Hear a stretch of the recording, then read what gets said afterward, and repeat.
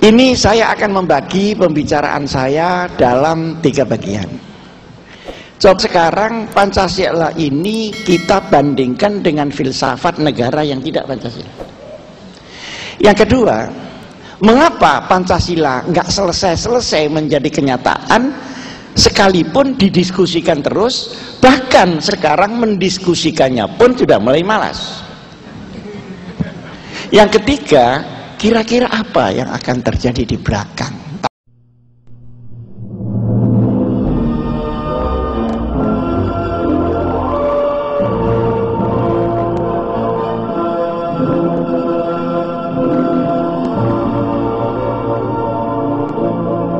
Assalamualaikum warahmatullahi wabarakatuh. Waalaikumsalam. Selamat sejahtera untuk kita semua dan selamat siang. Pak Azim, para panitia, para tokoh undangan, Bapak, Ibu, saudara, adik-adik sekalian yang saya muliakan. Berbicara tentang Pancasila, kemarin saya silaturahim dengan Bu Mega. Kurang lebih jam 11, ngobrol sampai jam 12. Ya, tidak untuk apa-apa karena sudah lama tidak berjumpa, begitu saja. Di belakang ini ada gambarnya Bung Karno, pencetus Pancasila.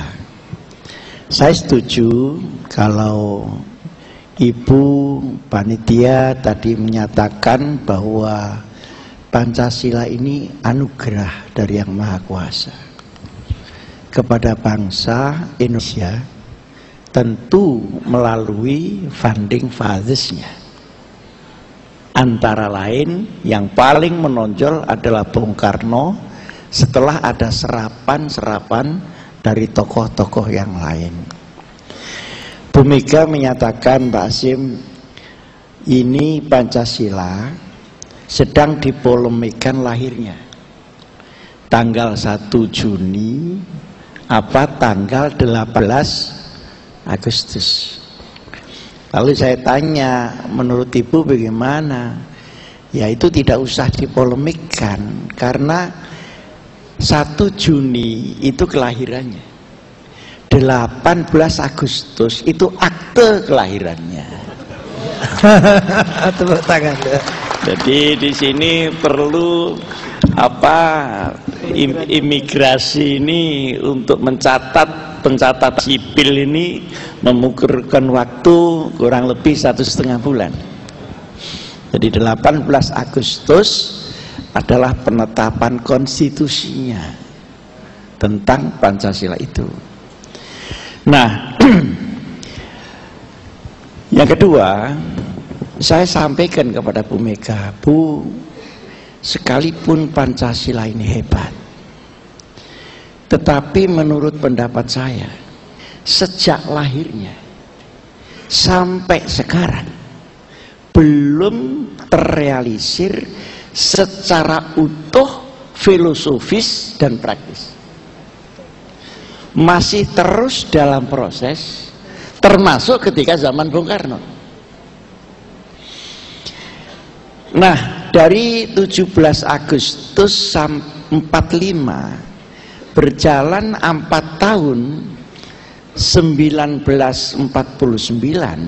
ada maklumat wakil presiden yang kemudian melahirkan pemilu 55, melahirkan demokrasi liberal yang tidak pas dengan konsep Pancasila itu. Kemudian karena terancam perpecahan ketika itu, dari tahun 45 sampai 59 sampai 49 dengan berbagai macam pemberontakan, maka tanggal 5 Juli ada dekret presiden untuk kembali ke Undang-Undang Dasar 45 inklusif mukaddimahnya yang berisi Pancasila itu.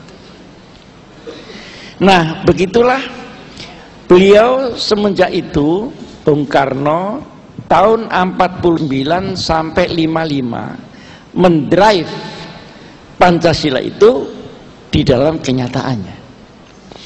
Tetapi waktu itu terlalu pendek untuk merealisir Pancasila yang begitu filosofis, begitu humanis, komprehensif, dan sifatnya universal.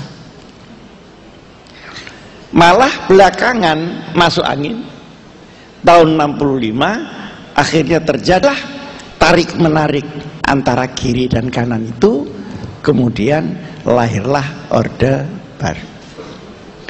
Nah, Orde Baru ada P4. Ada apa? P4 itu singkatan apa? Pedoman, penghayatan, pengamalan Pancasila. Tapi sayangnya itu hanya artifisial.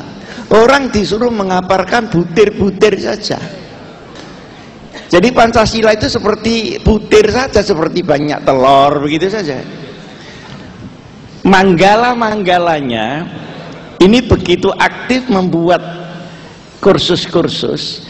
Tapi anehnya pada saat reformasi, di mana Undang-Undang Dasar 45 diubah, termasuk menabrak beberapa prinsip-prinsip Pancasila itu, yang mempelopori manggala-manggala P4 yang ada di MPR itu. Nah, ini yang tepuk tangan ini belum kebagian jadi MPR ini. Nah, begitu masuk reformasi, ada satu adagium di dunia ini bahwa tidak pernah ada undang-undang dasar yang tidak memerlukan perubahan pada proses zaman. Termasuk Amerika Serikat sendiri pernah mengamandemen beberapa pasal dari Declaration of Independence itu.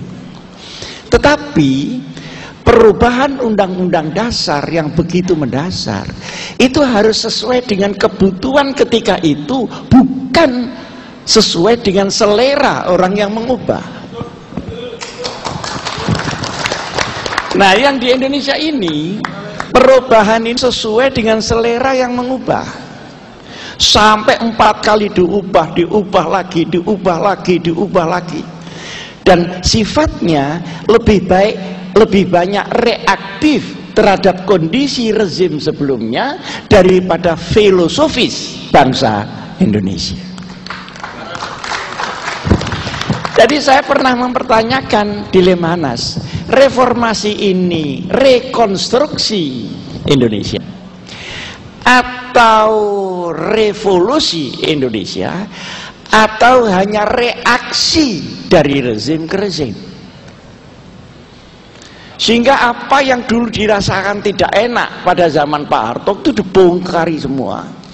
Sehingga dengan demikian ketika orang tani ini sedang menyiangi tanaman, ini kan harus mencabut rumput-rumputnya, Bu, supaya padi ini tumbuh subur. Tapi karena terlalu semangat, padinya ikut tercabut. Akhirnya sampai sekarang tidak panen-panen Republik Indonesia ini. Kecuali panen masuk angin itu tadi. Nah, para bapak dan saudara-saudara sekalian, ini saya akan membagi pembicaraan saya dalam 3 bagian. Coba sekarang Pancasila ini kita bandingkan dengan filsafat negara yang tidak Pancasila. Yang kedua, mengapa Pancasila nggak selesai-selesai menjadi kenyataan, sekalipun didiskusikan terus, bahkan sekarang mendiskusikannya pun sudah mulai malas. Yang ketiga, kira-kira apa yang akan terjadi di belakang? Tapi kira-kira saja, karena saya ini kan bukan dukun. Nah, pertama, di Pancasila ini ada ketuhanan yang Maha Esa. Artinya apa?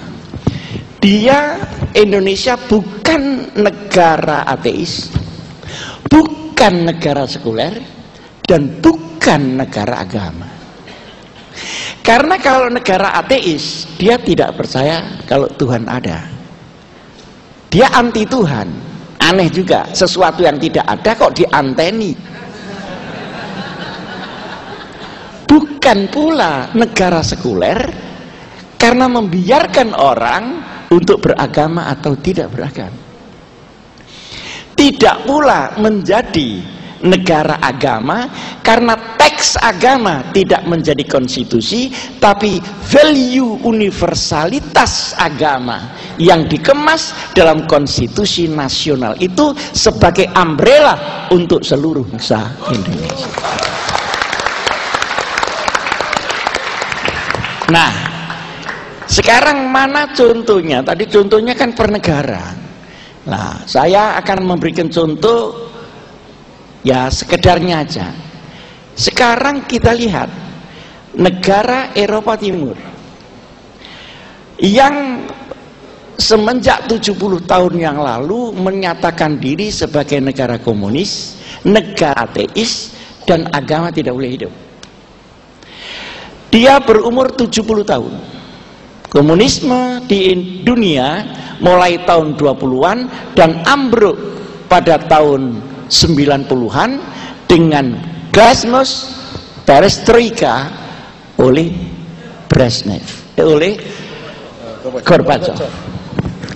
Padahal untuk mendirikan negara yang tidak bertuhan ini, di dalam catatan sejarah tidak kurang dari 110 juta orang harus mati untuk revolusi. Ternyata setelah 70 tahun ambruk.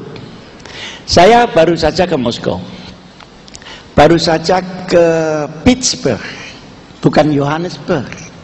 Kalau Johannesburg itu kan bal-balan. Ini Pittsburgh, kira-kira 3 jam dari Moskow. Di sana matahari paling 1 bulan itu tampak 1 minggu aja. Yang 3 minggu itu tidak ada matahari. Oleh karenanya saya ingin mengajak ulama-ulama ke sana supaya nanti tahu kalau di Pittsburgh itu ru'yah hisabnya ngaturnya seperti apa. Karena bulannya tidak tampak, padahal ru'yah itu berdasarkan pengincengan. Apa pengincengan itu? Bagaimana? Nah, ya ini hanya untuk memperluas wawasan aja, untuk memperluas. Tapi tiketnya yang mahal. Tidak tahu kalau Pak Hasim itu mau niketin saya ke sana. Ya. Supaya ada wawasan global daripada pemikir-pemikir agama kita. Nah, saya terus ke Cekoslowakia dan terus ke Hongaria. Dalam kondisi reformasi sekarang di negara komunis yang berubah, 1, orang mulai boleh beragama, 2, orang mempunyai hak pilih, orang mempunyai hak untuk memiliki harta, kemudian dia tapi Katolik. Nah, kemudian Islam itu nomor 2. Saya ketemu keduanya.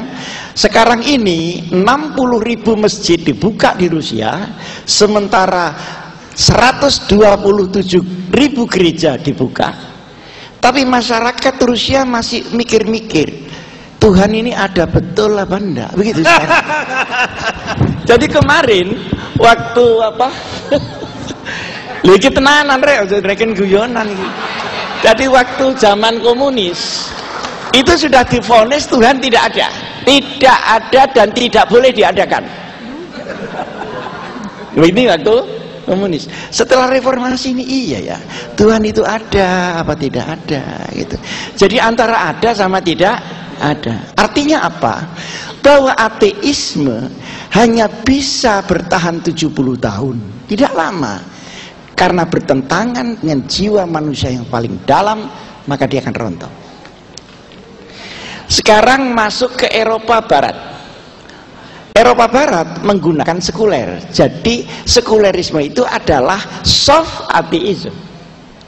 Nah, di situ antara agama dan negara dipisah. Jadi tidak boleh ada kebaktian Katolik di mana?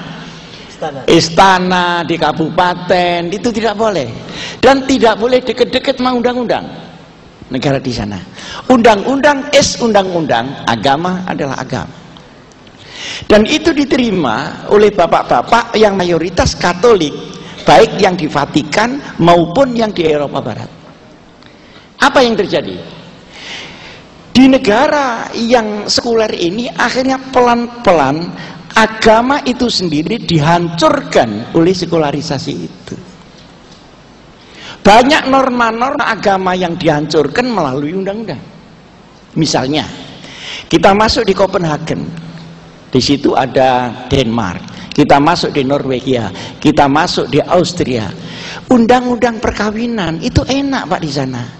Laki-laki boleh kawin dengan laki-laki, perempuan boleh kawin dengan perempuan. Laki dan perempuan juga boleh kawin laki dengan perempuan. Saya itu mikir, agama apa yang memperbolehkan itu? Pasti dilawan oleh Katolik, dilawan oleh Kristen, tapi terjadi oleh parlemen yang beragama Katolik itu. Nah, saya itu mikir, kalau perempuan kawin dengan perempuan, saya tidak bisa membayangkan. Tapi kalau laki-laki kawin dengan laki-laki, itu mau apa dia coba? Ini mau kawin apa mau olahraga? Atau mau... Nah, sehingga secara tidak sadar tokoh-tokoh agama yang melepaskan balon sekularisasi ini, dia satu ketika akan dimakan oleh sekularisasi itu sendiri. Berarti tidak cocok. Nah, sekarang masuk lagi, saya ambil negara agama. Tadi belum disebutkan apa Timur Tengah, karena beliau tidak pernah ke Timur Tengah. Beliau itu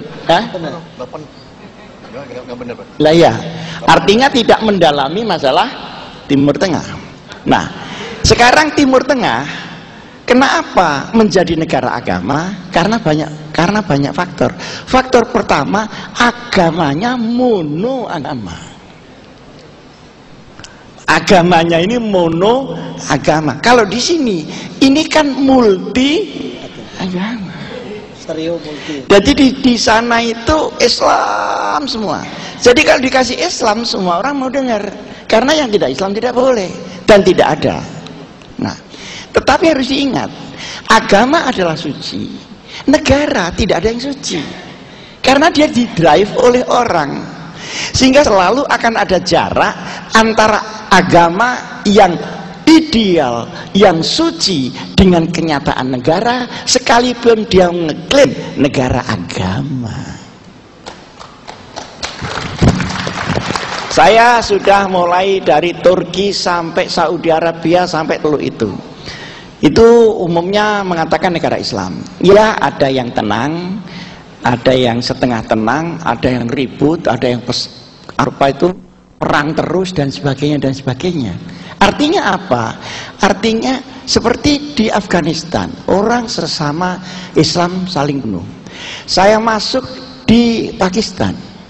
Di Pakistan itu di Islamabad ada satu tempat yang ditempati oleh orang Sunni dan Syiah sekaligus untuk khol. Jadi gantian gitu. Mereka juga saling bunuh. Apakah saling bunuh itu Islami? Tentu tidak. Tapi berada pada negara Islam.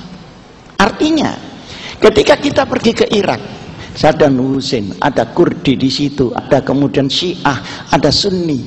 Itu semua juga saling bunuh. Apakah saling bunuh itu Islam? Tidak.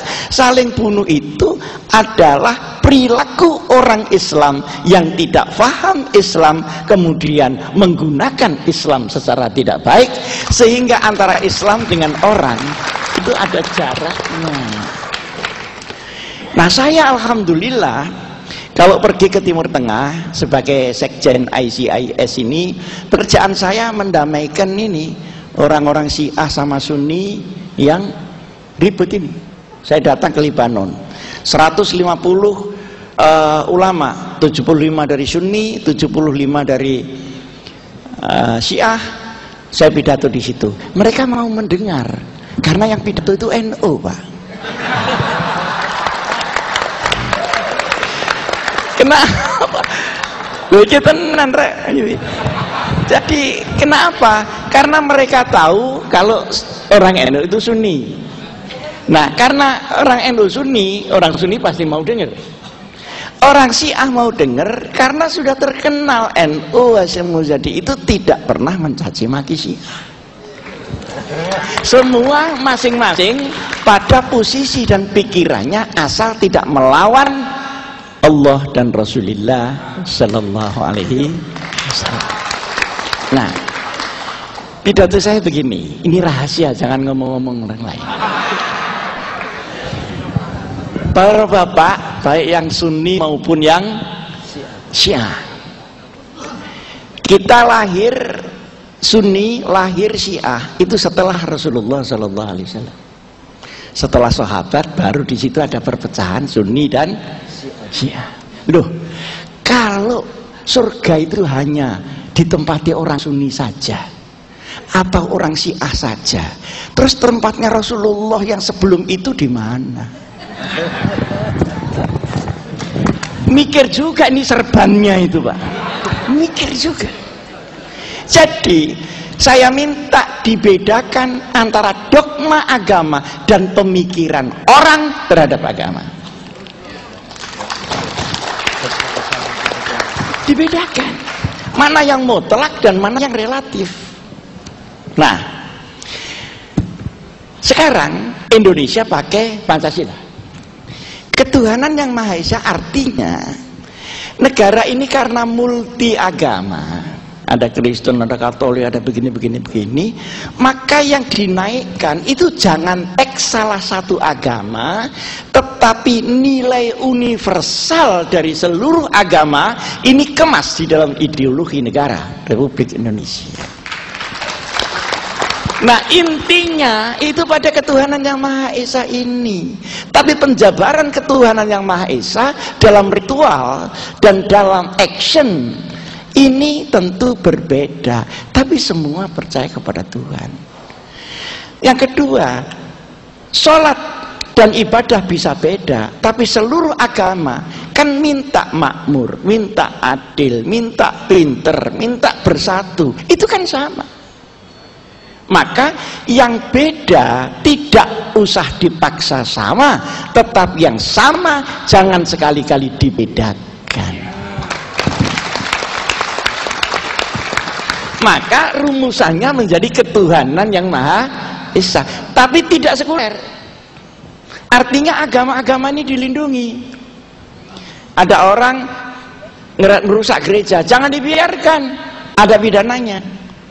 Ada orang menginjak Quran, ada pidananya. Artinya negara tidak acuh tak acuh, tapi tidak mengatur kepada ritual agama. Ini kan luar biasa, Pak. Lah anehnya orang luar biasa itu, orang Indonesia ini yang luar biasa dibuang diganti yang ecek-ecek. Kita ini orang Indonesia punya rasa minderwaardigheid kompleks karena terlalu lama dijajah, Pak. Jadi kalau kita pergi ke Arab itu belum 2 tahun, kalau pulang itu lebih Arab dari Arabnya, Pak. Lalu ya maaf barangkali itu lalu pakai pakaian yang matanya tinggal kelihatan matanya tok, kan tambah medeni, Pak. Dan itu melanggar HAM. Melanggar HAM kenapa? Dia bisa lihat kita, kita nggak bisa lihat dia gitu. Padahal itu budaya Arab, bukan syariat. Nah, budaya Arab itu sudah ada sebelum Islam. Nah, syariat itu boleh membuka muka, membuka tangan, tapi jangan membuka celana. Jadi ini kacau, Pak, kacau. Dan ini ternyata bukan hanya yang pergi ke Arab, yang pergi ke Amerika sama saja, Pak. Ke Amerika belum 2 tahun, itu pulang lebih koboi daripada George Bush, Pak. Gayanya, pikirannya, seakan-akan tidak ada yang lebih baik daripada Amerika. Dari mana dia itu? Itu hanya karena minderwaardigheid kompleks. Dan ini tidak hanya melanda saudara-saudara yang tepuk tangan, tapi ini melanda intelektual kita dan pemimpin-pemimpin kita, sehingga konsepsi keindonesiaan itu lalu dicampakkan begitu saja. Jadi Pancasila bukan negara agama, bukan negara sekuler, dan bukan negara ateis. Jadi adalah negara yang bukan-bukan. Negara yang bukan. Nah, itu dari segi ketuhanan. Dan kita tidak usah merasa terkekang orang Islam itu dengan adanya Pancasila. Terkekang apanya? Karena itu adalah inti daripada syariat. Kenapa tidak teksnya? Karena teksnya ini harus berjalan pada civil society, bukan pada nation state. Nation state ini umbrella for all. Kalau ingin melakukan sendiri, silahkan pada jamaiyah yang disebut civil society. Silahkan di NU, silahkan di Muhammadiyah, silahkan di PGI. Begitu. Dan konsep ini luar biasa, Pak. Coba bandingkan dengan tadi ateisme, negara agama, dan negara sekuler. Sekarang persatuan. Kenapa persatuan Indonesia? Kok tidak ditekan persatuan dunia? Loh, Quran itu bilang persatuan itu kebangsaan, Pak. Internasionalisme itu ta'aruf. Saya tidak pakai dalil karena tidak semuanya ngerti dalil. Dan yakinlah bahwa saya kiai pasti ada dalilnya, gitu aja. Pasti ada dalilnya.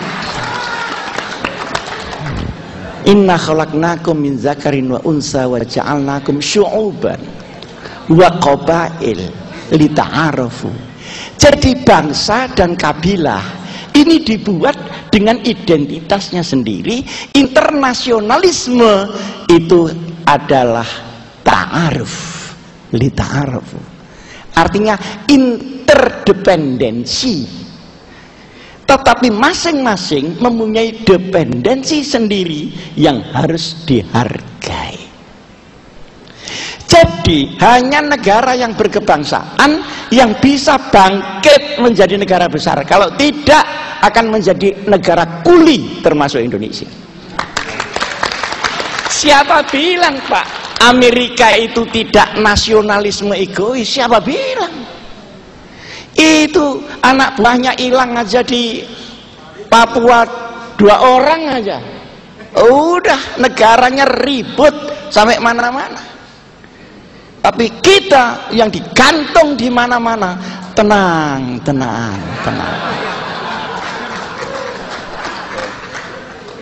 Jadi tidak ada itu. Jadi persatuan Indonesia bukan anti internasionalisme. Karena persatuan kebangsaan itu adalah azali secara filosofis. Nah, kemudian ada kemanusiaan yang adil dan beradab. Perhatikan, Pak, seluruh agama mulai dari teologi bergeser kemudian ke ritual, bergeser kepada pengabdian sosial, ujungnya kan mesti kemanusiaan, Pak. Jadi diambil ujungnya saja, Pak, bukan diambil sholatnya begitu. Jadi hanya agama yang berhasil, yang sampai kepada kemanusiaan. Maka ara'aitalladzi yukadzibu, ini yang tidak ngerti tenang saja. Kamu pengen tahu ya orang yang mendustakan agama, kaya agama tapi dusta, bahwa mereka yang beragama tidak sampai kepada kemanusiaan. Itu masih ditambah lagi yang adil dan beradab. Kalau tidak berpakaian masuk Facebook itu adab apa enggak? Nah, adil inilah maka posisi Indonesia harus non-blok.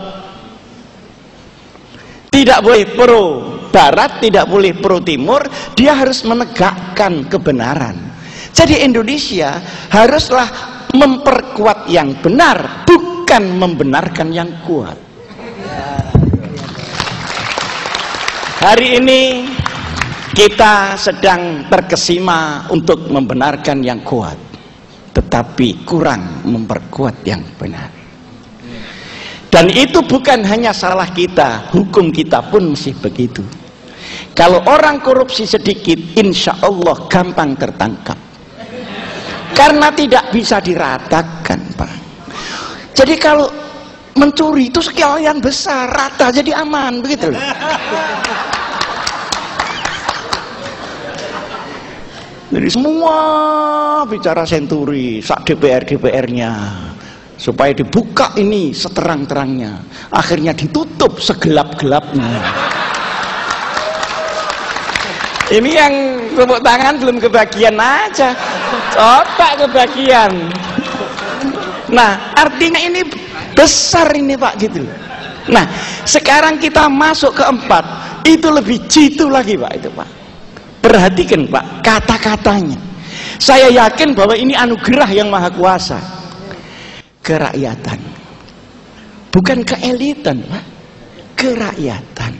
Tapi yang dipimpin. Jadi kita memerlukan bimbingan. Tidak dibiarkan hanya atas nama demokrasi. Yang dipimpin.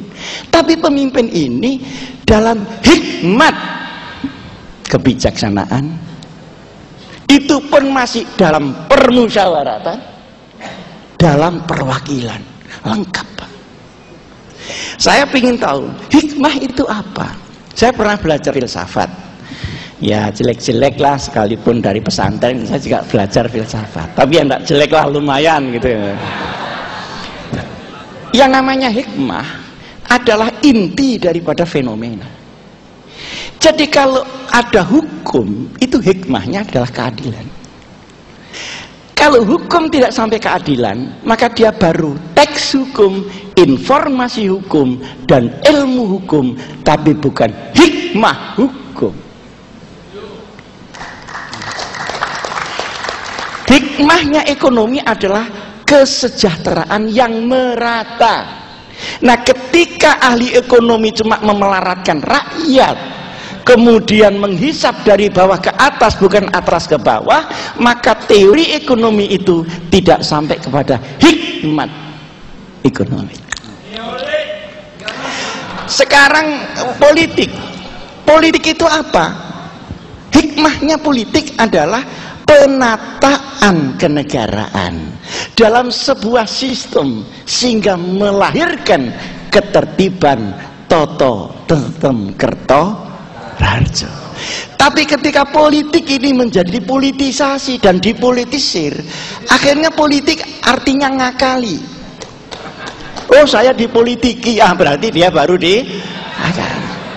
Tapi mencari orang yang diakali di Jakarta ini sudah sulit, karena masing-masing orang sudah bisa mengakali sendiri.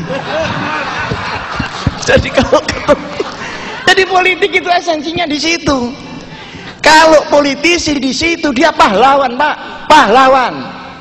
Saya masih ingat pada waktu saya kecil, kalau ada anggota parlemen datang ke desa saya, dielu-elukan oleh orang sekampung, sekabupaten turun semua. Ini Kiai Wahid Hasyim anggota parlemen mau datang, kita datang semua, naik cikar, naik dokar. Sekarang Pak, datang, ya paling dimintai uang. Mana kemarin itu? Waktu caleg kok belum lunas, ini bagaimana kan? Jadi ini sama-sama politisi loh Pak. Tapi politisi yang sampai kepada hikmahnya, dan politisi yang sampai kepada action berdasarkan nafsunya masing-masing. Hikmah itu besar, kebijaksanaan. Jadi bijaksana, jangan maunya sendiri, dan jangan lempar tanggung jawab. Kalau pemimpin lempar tanggung jawab, dia bukan pemimpin tapi pemain, bukan pemimpin. Kenapa tidak diambil tanggung jawab itu? Saya tidak tahu, saya bersih. Bersih apa tidak? Biar rakyat yang bilang bersih. Kok dia bilang sendiri bersih? Nah, jadi antara pemain dengan pemimpin ini cuma sedikit saja bedanya Pak. Kalau pemimpin itu memimpin kita semua, kalau pemain sedang mempermainkan kita semua. Hikmat kebijaksanaan dalam perwakilan. Saya pernah usul kepada Pak Presiden, tapi yang usul saya ya tidak didengar, Pak. Usulnya apa? Pak, Indonesia ini yang pilihan langsung asalnya kan cuma parlemen. Kalau ditambah ya pilihan presiden saja, yang lain-lain itu perwakilan aja. Untuk memasukkan kata-kata hikmat perwakilan. Coba sekarang pilkada di mana-mana hanya menyibukkan MK saja, Pak. Kata Pak Mahfud, 67% pilkada bermasalah. Dan masalahnya bukan hanya politik, ya ekonomi, karena sedotan dana baik di KPU maupun di kandidatnya. Belum orang-orang itu tidak mau milih kalau tidak 20 ribuan. Itu saja kalau dinaiki orang pindah, Pak. Ini bukan pengalaman loh ya. Atau dari sana diterima, akhirnya dia tidak milih, Pak, karena mangkel. Nah, ini kan sebenarnya kita mengingkari filosofi kita sendiri. Terus yang kelima lebih dahsyat lagi, keadilan sosial. Keadilan sosial itu komprehensif loh, Bu. Karena sosial itu ya hukum, ya pendidikan, ya perlindungan, ya ekonomi, ya segala macam. Kesehatan itu sosial. Jadi yang namanya keadilan sosial adalah keadilan komprehensif. Perkara orang kaya atau miskin jangan ditentukan oleh adil apa tidak, tapi ditentukan kapasitas dia di dalam menjalankan kehidupan. Coba. Jadi saya selalu katakan, orang-orang Islam, orang-orang seluruhnya yang beragama, orang-orang Indonesia sudah jangan ragu-ragu kepada Pancasila itu. Nah, sudah, ini satu bagian. Bagian yang kedua, hari ini kita sedang ragu terhadap Pancasila. Alasannya ternyata dari hari ke hari Pancasila tidak bisa menyelamatkan Indonesia. Sedang ragu terhadap Pancasila. Alasannya ternyata dari hari ke hari Pancasila tidak bisa menyelamatkan Indonesia. Padahal ini bukan Pancasilanya yang salah. Pancasila tadi belum perfect di dalam tata laksananya. Seperti yang tadi saya katakan kepada Ibu Mega dan disetujui. Inilah masalah-masalahnya. Cuma setiap filosofi bangsa tidak bisa selesai dengan sendirinya tanpa diwadahi sistem kenegaraan yang menjamin terselenggaranya filosofi itu. Nah, yang menjamin terselenggaranya ini undang-undang dasar. Kurang banyak kasih undang-undang. Kalau harus diubah itu yang mepet saja, yang memang sangat diperlukan saja. Karena kondisinya memang sudah mendesak. Ya, yang dimainin itu pada tingkat undang-undang, jangan pada tingkat undang-undang dasar. Para bapak, sayangnya dulu P4 Pancasila dan UUD 45 yang di P4-kan itu hanya artifisial, tidak dihayati apalagi dilakukan. Karena yang ngasih ceramah sama yang diberi ceramah itu aslinya sama bohongnya, Pak. Ya, tapi karena ada dananya ya tidak apa-apa, mari kita bohong bersama. Nah, sayangnya di situ. Satu. Yang kedua, partai itu ketika itu 3 sebenarnya sudah bagus. Tapi karena tidak dikasih bagian wewenangnya tersentral di atas, sementara 3 partai itu hanya legalisator, bukan legislator, maka terjadilah dobrakan reformasi itu. Jadi masalah-masalah sejarah ini harus diberitahukan kepada anak-anak muda. Tidak ada negara di dunia yang maju tanpa civic education. Tidak ada. Ambil mulai Australia sampai Amerika. Semua negara dia punya civic education. Untuk dia tahu sejarah bangsanya, untuk dia tahu kemana saya akan memimpin bangsa ini dan apa karakternya. Sementara sekarang tidak diajarkan atas dasar demokrasi. Dan demokrasi sekarang sudah menjadi industri, namanya industri demokrasi. Kenapa? Karena dia lahir pada saat rakyat masih miskin, Pak.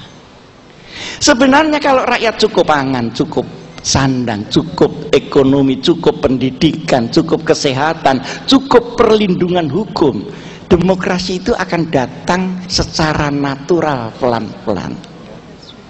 Tapi ketika dia di-drop dalam keadaan orang itu susah makan, Pak, maka demokrasi akan ditukar dengan sembako di mana-mana. Wassalamualaikum warahmatullahi wabarakatuh. Ya, terima kasih.